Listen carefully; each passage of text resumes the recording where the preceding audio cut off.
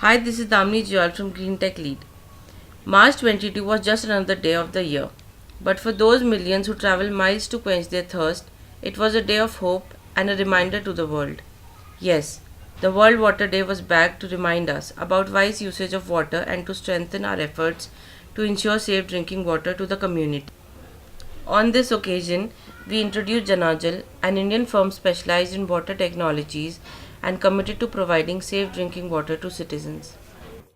My name is Parag Agarwal, and I am the founder and CMD of Janajal, a company that is committed to the cause of making safe drinking water available and accessible to millions of people through safe drinking water ATMs.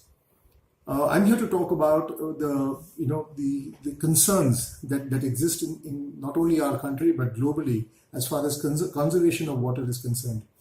We believe as a company that one of the fundamental problems that exists in the marketplace is the consumer's mindset, where everybody has begun to apply the same formula for trying to receive their dose of safe drinking water.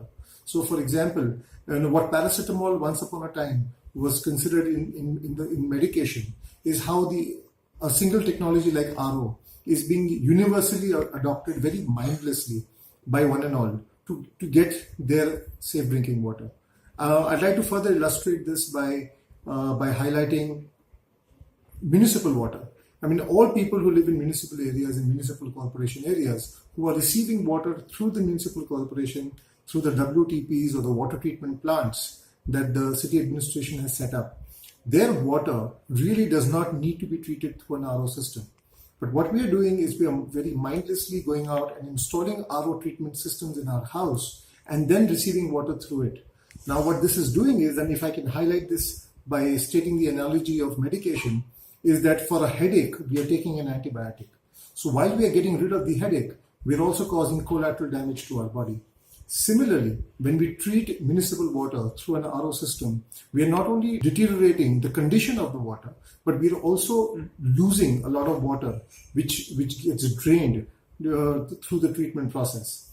In fact, effectively, for every 1 liter of water that we receive, we drain 2 liters of water in the sink. Imagine a city that has 50 lakh homes, and every home on an average consumes minimum 20 liters of water for drinking and cooking. That makes it 100 million liters being the consumption of that particular city every day. The truth is that every household has an RO system. That's a fair assumption. So imagine 100 million liters. To get 100 million liters, we have 200 million liters that is drained or wasted. And this is the biggest problem that we are all facing. We need to stop this, apply some mind to this, and correct this. So this can either be done through self-awareness, social awareness, and above all, the formation of legislation, where probably in cities, in urban areas, RO systems should not be allowed, or RO treatment systems should not be allowed.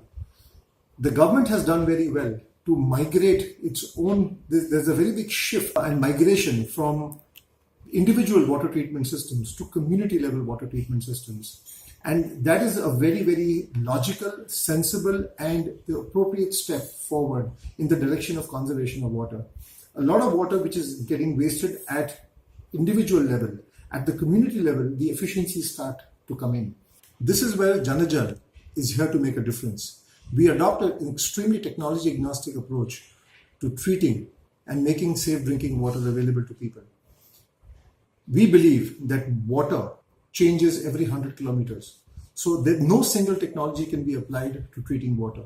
Therefore, what we do is we are installing safe drinking water ATMs across the country by first assessing the condition of the raw water that is available at every site. So, for example, when we go into the eastern part of the country, the water there has arsenic problems. If you go to Rajasthan, there is fluoride. If you go to the northeast, there's iron. If you go to in municipal areas, there's E. coli, bacteria, basically microbiological contamination. So for every form or for every problem, there is a different solution. There's a different combination of technologies that we use to treat that water. These technologies could be RO, could be UF, could be UV, could be carbon filters, or could be a combination of all of these. depending on what is the problem that needs to be addressed. The company is currently creating these safe drinking water ATMs in different parts of the country, in different states, cities, semi-urban areas, and more importantly, we're trying to cater to that community of people who cannot afford packaged drinking water or bottled water. These are the people who are considered to be the bottom of the pyramid community and extremely distressed due to non-availability of water. They are able to make themselves self-sufficient by receiving this water on a sustainable basis every day at a very, very nominal and affordable cost, thereby triggering off a series of collateral benefits that they receive. Thanks for watching. If you like this video, please share and subscribe to our channel.